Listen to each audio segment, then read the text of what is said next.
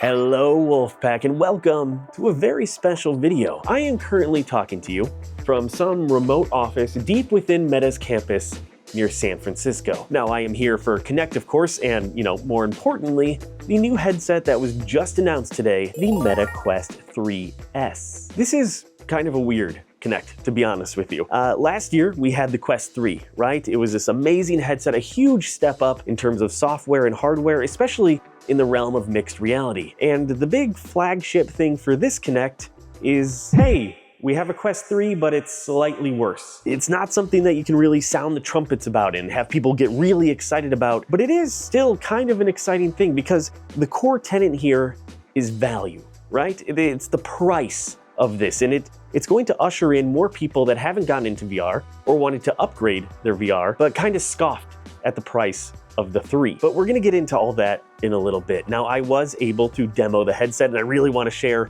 my first impressions, but first, we're gonna talk about the facts. The Quest 3S, that is just a mouthful to say, is gonna debut at $299 for the 128GB version and $400 for the 256GB version. Now, the interesting, I was gonna say cool, but it's kind of an interesting thing is, the Quest 3 is only going to be available now at 512GB. All the lower memory version is gone. You only have the one version of the Quest 3, and that will be available at a new price of $500. So you have 300, 400, and 500, and the 500 gets you the original Quest 3.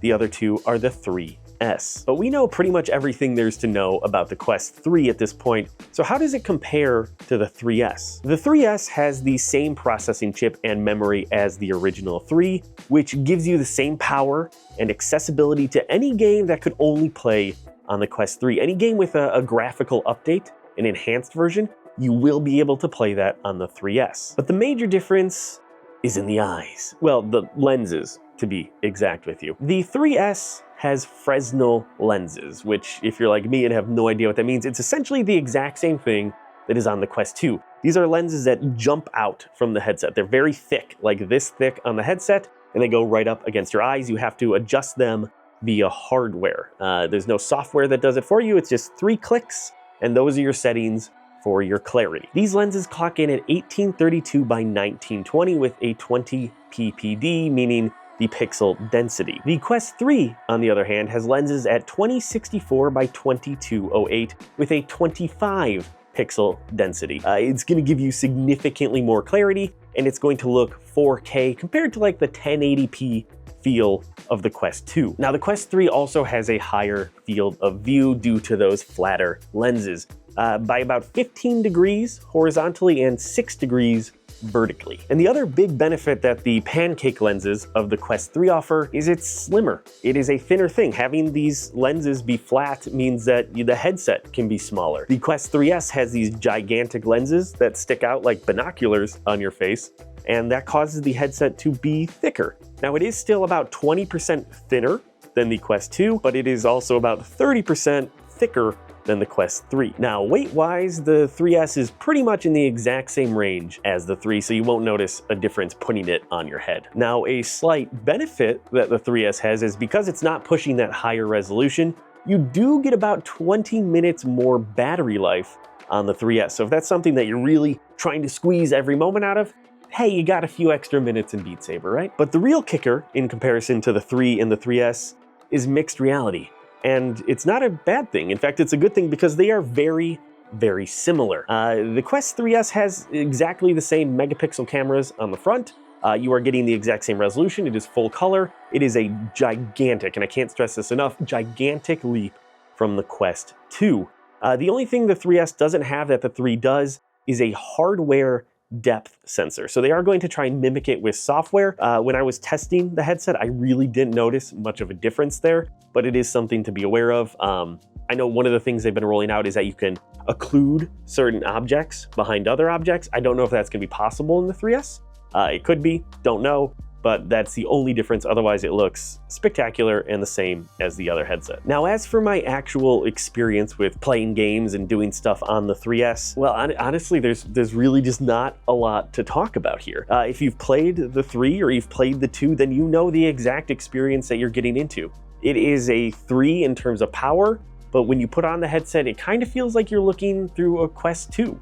The clarity is not as good. You can see a little bit more of the pixelation, but at the same time, like when you jump into a game like Batman, I was able to play the Batman demo here, which I've already played in Seattle. You saw my video on that. It still looks incredible. You're really not gonna notice the difference all that much. So I was able to play Batman. I was able to play Supernatural, which I'd never played before, and they have this really cool feature where you can work out together now with like other people, which I found really fun. Me and this other guy who works here at Meta, we were playing, well, it's essentially Beat Saber. We were playing together and we were having a good time just chatting back and forth as I was dripping sweat and doing squats, and I'm so out of shape. And then I also went into Horizon Worlds. They have this new office world set up after the US TV show. So I was able to walk around and see all the desks, and they have like fun mini games and stuff in there. And the entire time, it just felt like I was playing VR, right? Like it didn't feel as bad as the Quest 2, but it didn't feel as clear and amazing as the Quest 3. It's this weird middle ground, and that's fine. That's kind of what we need, right? That's the value proposition of this headset. One thing I will say though that was kind of a negative is that because of the Fresnel lenses and you only have these like 3 spots that you can click on,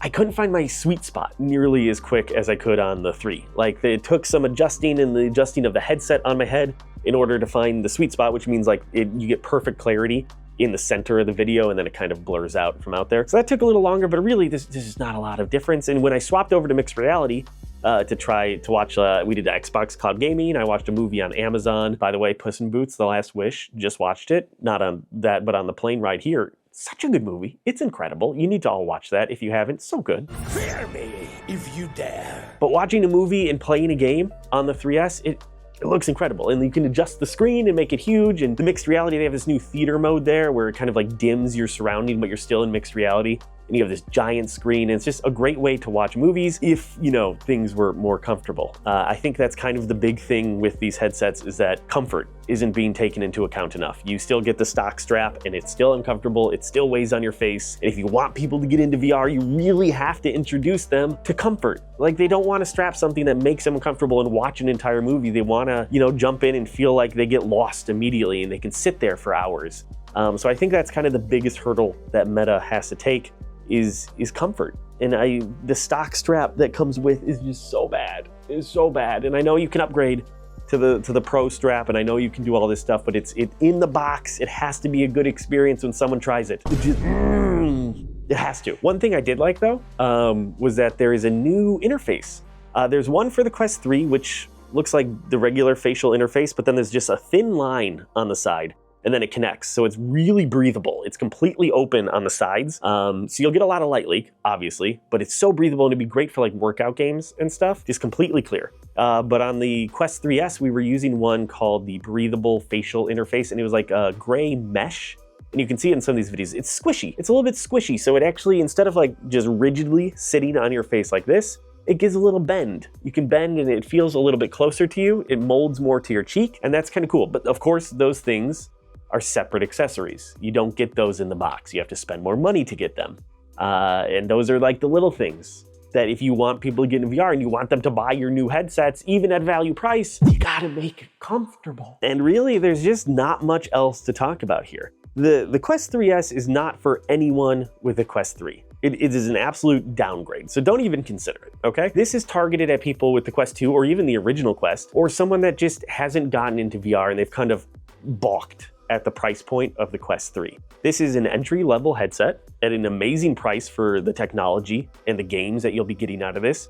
And I think at that point, they've nailed it. That's what this entire thing is about value, about bringing in new people to VR. And for that, I really think they did a great job. So for $300, you're getting the power of the Quest 3, and you're gonna be able to play any exclusive game that comes out for that headset, which is great because I know people were already feeling left behind on the Quest 2. But that also kind of brings me to my next point, in that this is releasing at a really weird time, right? The Quest 3 came out a year ago, and probably about a year in the future, we're gonna have the Quest 4 or whatever. And the Quest 4 will be another huge jump in technology. We're looking at things like eye tracking, better resolution, different lenses, all that stuff. So this headset is stuck in the middle of this timeline. And I see it as a test. If this headset sells really well, you all gobble it up, we get a ton more people into VR, which is great. That's the entire point of everything that I do, is to get people to play VR.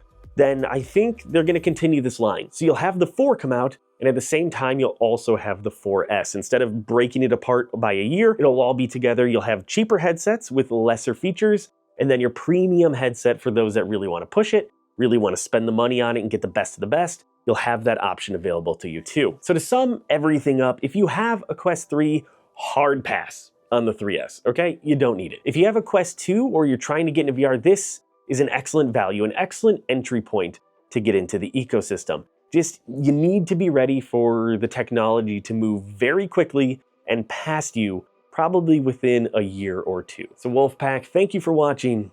Till next time.